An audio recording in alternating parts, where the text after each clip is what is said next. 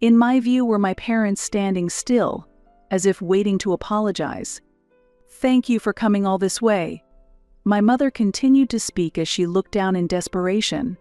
"We heard that you might be able to help our nearly bankrupt factory, and we are deeply grateful for it." My father also continued without making eye contact.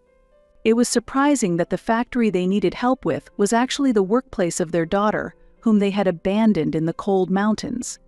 "Let's proceed with business matters. Please raise your heads." As I urged them, both looked up in surprise at the familiar voice. "Stella."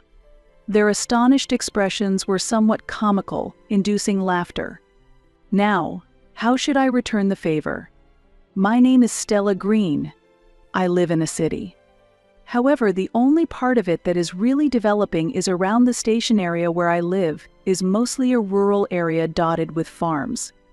My family used to run a small smithy, making and repairing farm tools, but from my great-grandfather's time, we began making parts for agricultural machinery and managed the factory on a considerable scale. We are a fairly well-known old family in this area. My father, Jan, is the president of Green Machinery, and my mother, Greta, is the executive director. I have an older brother named Elwin, who has been intelligent since he was young and was the pride of our parents. In this countryside, it is common to expect a lot from the eldest son, and he lived up to those expectations by going to a top high school. On the other hand, while my parents lavished love on their eldest son, I was always somewhat neglected and not much noticed. In the traditional thinking of the countryside, it is assumed that women will eventually leave the family home. Compared to my brother, who would take over the family business, there were hardly any expectations for me. A woman cannot take over the family home. "Once you graduate high school, that's the end of it," my father coldly declared. I was a middle school student at the time, understanding my role and deciding to focus on my studies. However, it was difficult for a middle schooler to set such a goal. I had no choice but to move forward. Driven by this single-mindedness, my brother and I were so different that it was hard to believe we were siblings. In school, he was among the elite, acting like a captain steering a large ship. I preferred physical activity over studying, freely running through the countryside like a deer or a goat. If there was one thing I excelled at over my brother, it was my athletic ability. But fate was harsh. Not blessed with talents like my brothers, I studied hard, but my grades struggled to improve. Seeing this, my parents mocked me, saying, "No good. You're not like Elwin. Don't you understand your own shortcomings?" Their words pierced my heart, and I glared at them, feeling indignant. Even though there was some truth in what my parents said, it only fueled my frustration.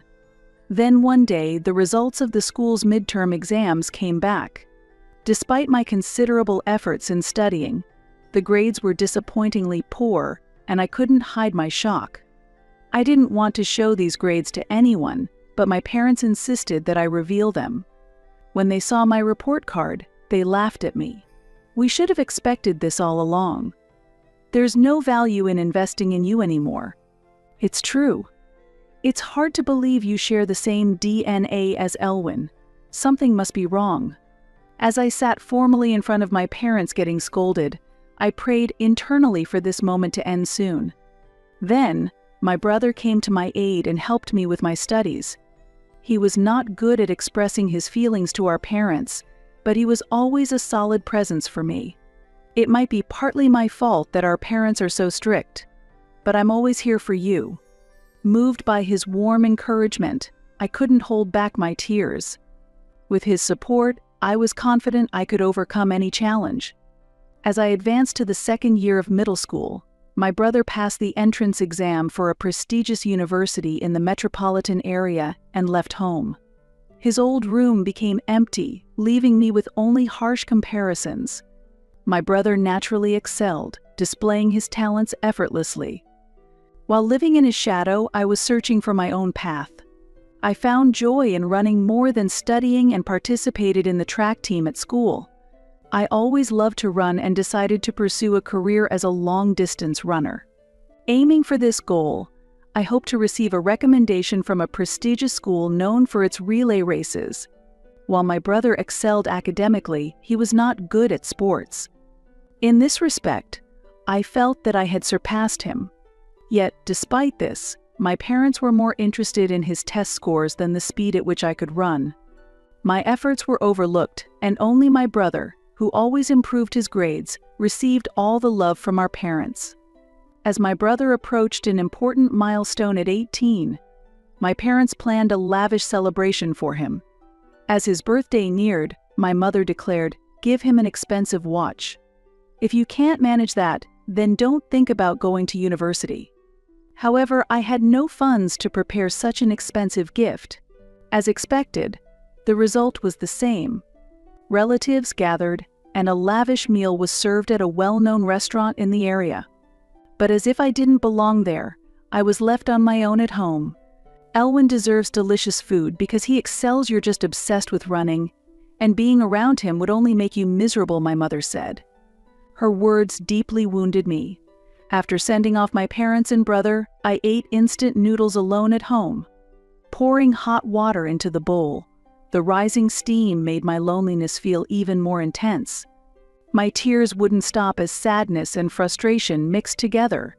During those days, my brother, who was visiting home during summer break, introduced me to the possibilities of the internet. After graduating, he had started working at a top company. Carrying the responsibilities of an adult, he seemed to have matured rapidly. "Here, this is an old model, but it's fast enough for surfing the web. Try using it, it might even help with your studies." Smiling, he handed me the laptop. "And try using this as well. I want you to study it." The book he handed me was a beginner's guide to programming.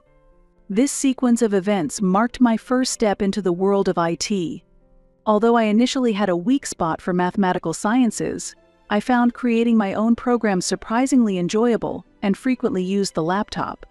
The moment when my homemade programs functioned brought a profound sense of satisfaction. Gradually, though still vague, I began to see something I wanted to pursue. It wasn't yet concrete, but I felt its outline becoming clearer. However, one day, that dream was abruptly dismissed by my father. "Hey, are you playing on the computer again instead of studying?" "I'm programming." "I'm not playing." "Don't lie." "You must be gaming on that computer." Angered by his accusation, I retorted somewhat provocatively. "People with old-fashioned thoughts like you wouldn't understand how to utilize computers." That comment only fueled my father's anger more. "What are you talking about? Don't say such things, Stella." Suddenly, he snatched the laptop and threw it out the window. "Why would you do such a thing?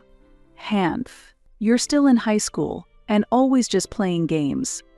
Now that the computer is broken, maybe you'll study seriously." I watched my father's smug laugh as I headed outside towards where the laptop had landed. The computer had smashed against the ground, its screen shattered and the case cracked. It wouldn't turn on anymore, rendered completely useless. Just as programming was starting to captivate me and a hopeful future seemed visible, I gathered the broken pieces of the laptop, engulfed in deep sadness. The precious laptop gifted by my brother was tragically destroyed. Without the money for repairs, it seemed like my newfound dream might disappear too. Standing before the remnants of my broken laptop, I was overwhelmed with despair. The precious gift from my brother had turned into mere junk. Unable to afford the repair costs, I had no room to search for new hope. However, on my way to school weighed down with heavy feelings, a friend made an unexpected suggestion that offered a glimmer of hope. "Why don't you use the school's desktop computers?" The teacher agreed, and the school's computer room became my new sanctuary after class. There, a reliable desktop computer awaited me. It was an immovable foundation of stability for me. As I spent more and more time with the school computers on weekends, a teacher who noticed my enthusiasm offered additional support. I became absorbed in programming. Throughout high school, I gradually refined this skill. Then, in the summer of my sophomore year, I took part in a summer course in New York, suggested by my brother. I covered the transportation costs with money I earned from part-time jobs. I stayed in the dormitory of the company where my brother worked, dedicating my days to the course and receiving special lessons in the evenings from my brother and his unique friend, Alan. Alan is a bit quirky, but he's not a bad guy, so don't worry. He's not used to being around women since he went to an all-boys school, so don't tease him too much. What are you saying? I've had my share of interactions with women, you know? Oh, really? When was that? When we did the folk dance in elementary school. We couldn't help but suppress our laughter during this heartwarming exchange. Alan's innocence added a special color to our summer. With that smile, my passion for programming accelerated even further. By the end of the summer, a new chapter in my life had begun. With the help of my brother and his friend Alan, I had delved deep into the world of programming and was completely captivated by its allure. Alan was different from my brother, behaving like the son of a genteel family, polite and refined. He was a bit eccentric, but I never felt any malice from him, and I found myself somewhat charmed. I was entering the summer of my final year in high school. When my computer was destroyed earlier, my brother had apologized, but during the summer break when he came home, he secretly brought a used laptop with him. It was a gift from Alan. Alan's quite wealthy, you know. When I asked if he had any unused computers, he gave this one, my brother said, chuckling mischievously. He said he wanted to give it to you as a present, so I brought it right over. Seems like he's quite fond of you, he added. What are you talking about? I responded, my face turning red as my brother laughed and playfully tapped my head. After that, I received a lot of advice from my brother, and my programming skills improved significantly. I never thought you would take such an interest in programming, my brother said. Yeah, it's interesting. Sometimes unexpected things happen when there's a mistake in the calculations, but it's really thrilling when you solve it, I replied. But programming was more than just a hobby for me. I was deeply passionate about it, and the joy of seeing my own programs function was indescribably precious. With this passion, I made the decision to leave home. I bid farewell to university life and decided to work for a company in the metropolitan area. I was determined to follow the path I had chosen. With a brand new computer in hand, I continued to move steadily towards the future. While enhancing my programming skills, my adventure was still ongoing. One day, while packing for a new life under the cold winter sky, my parents suddenly called me. Normally, I would expect an unpleasant topic, but surprisingly, a different conversation came up. Let's all go on a trip together, my father suggested.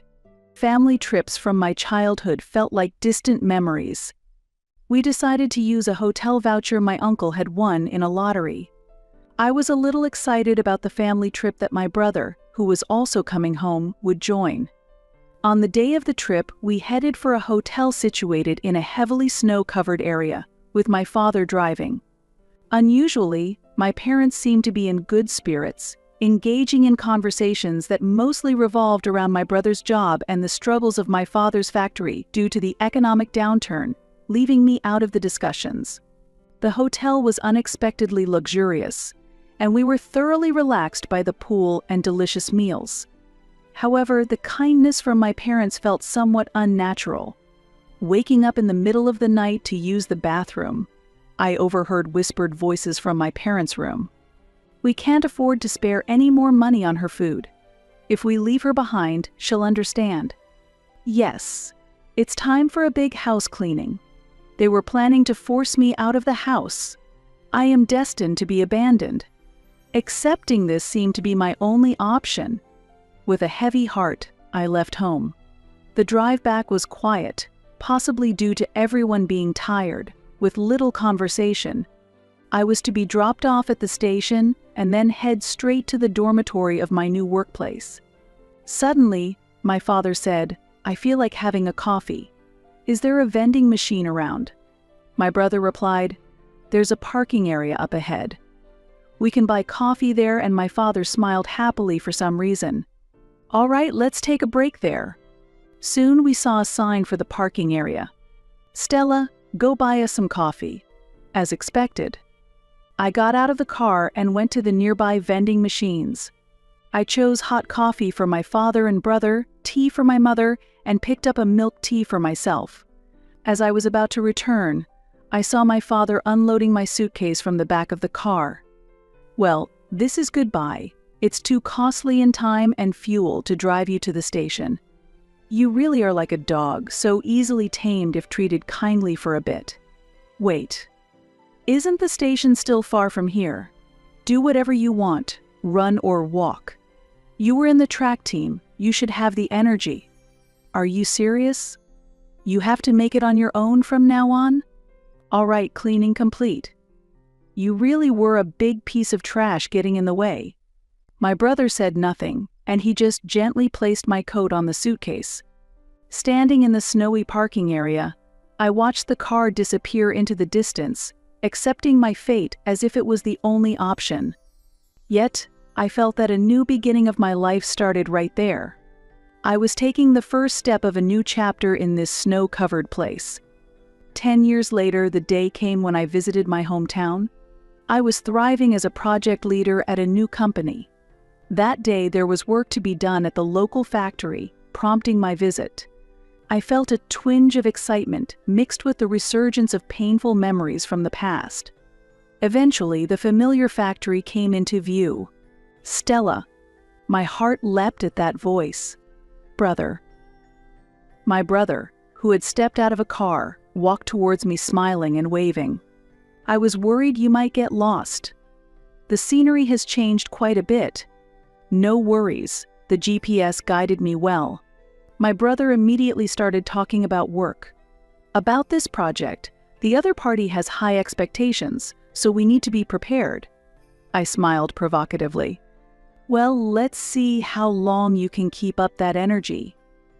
Don't underestimate me, I've been toughened up by the city. You've really become strong."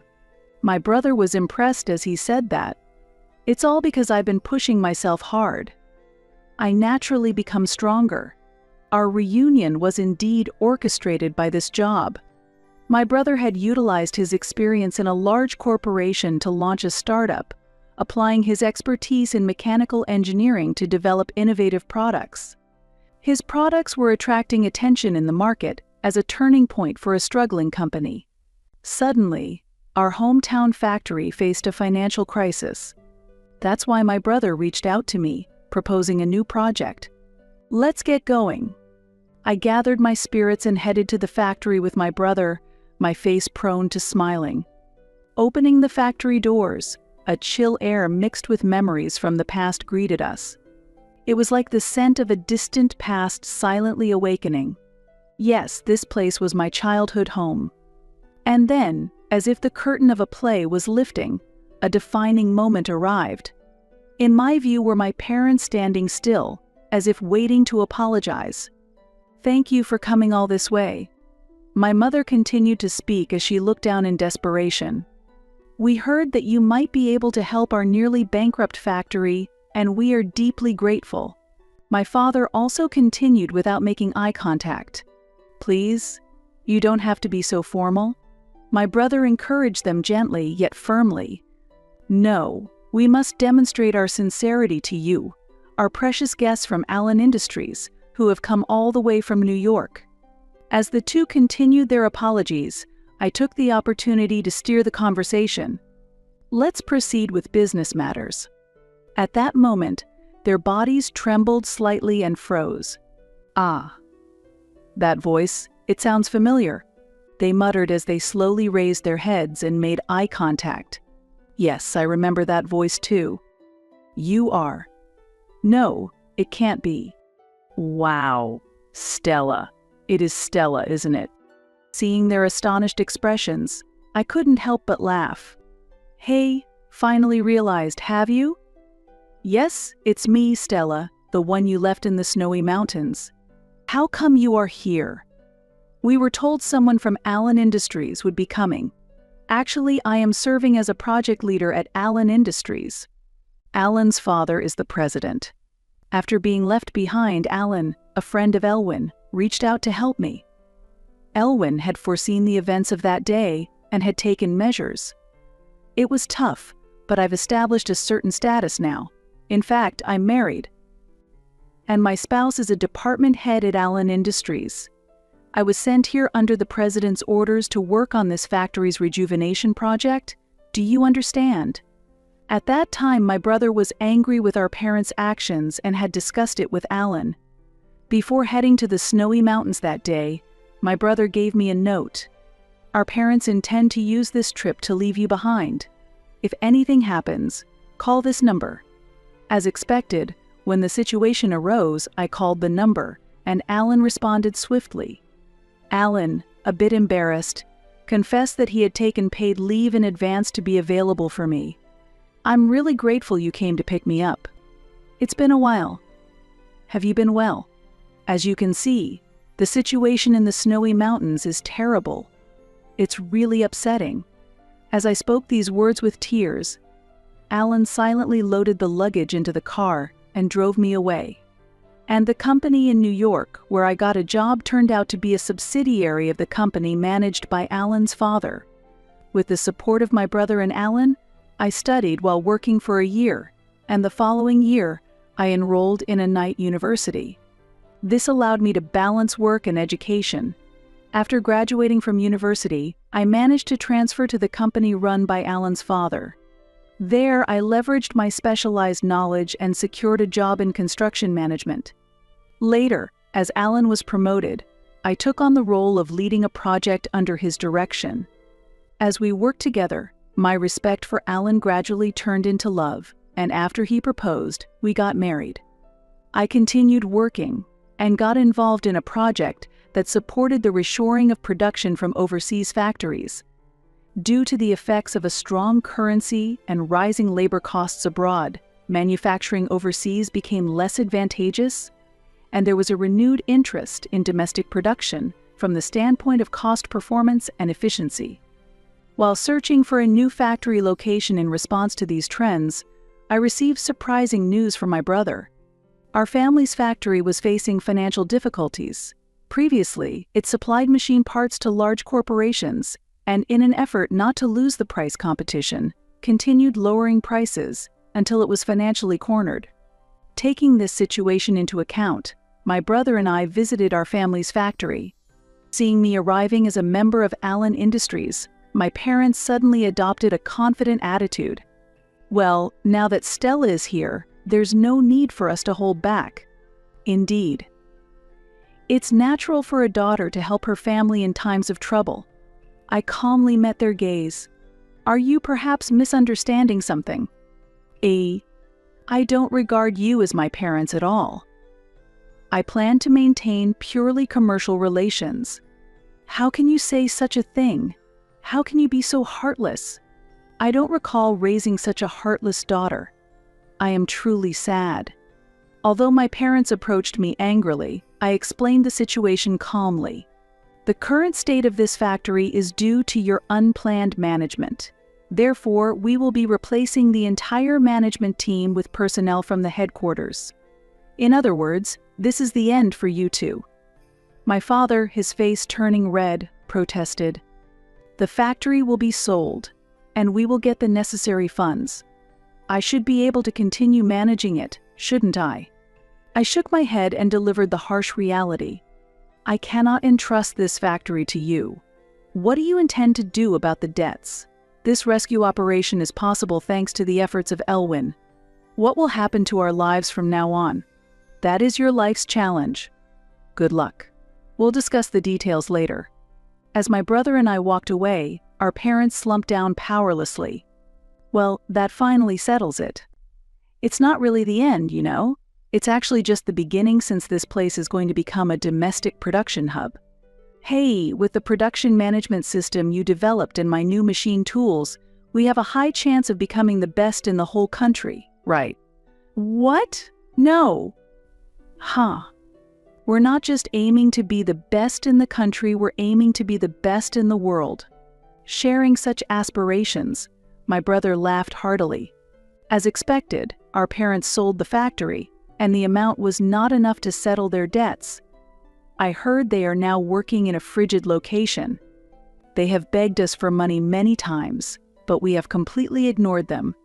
However, I couldn't do nothing, so I decided to send them the disposable hand warmers I collected during my college days. It was an ironic act of giving back, considering they had left me out in the cold. Meanwhile, the purchased factory has been infused with new life and is shining after renovations. The new factory has centralized the processes from manufacturing to inventory management and shipping, providing new employment opportunities to the local community and receiving significant appreciation. Together with my husband, I'm driving new projects to expand our division. In the future, we plan to focus on supporting American companies in their overseas market expansions and business partnerships. We lead busy lives, but a few times a year, we enjoy a rest at that distant hotel. Every year when it starts to snow, I remember that particular parking area and feel a stir in my heart. This year again, I find myself visiting that place. What are you thinking about? Reflecting on the past again, my husband asked gently. Yes, this place holds unforgettable memories that linger in my heart, I responded. Me too. It all started here, he said with a smile. I remember that day. Despite it being the middle of winter, your face was beet red, like a boiled octopus, I said, trying to hold back my laughter. Haha, you too. Your face was so red you looked like a child, he retorted. We looked at each other and burst into laughter together. Thank you, I love you. No, thank you. Life is like a book composed of many stories. Episodes between a couple like this form a chapter of that story, and it's quite captivating.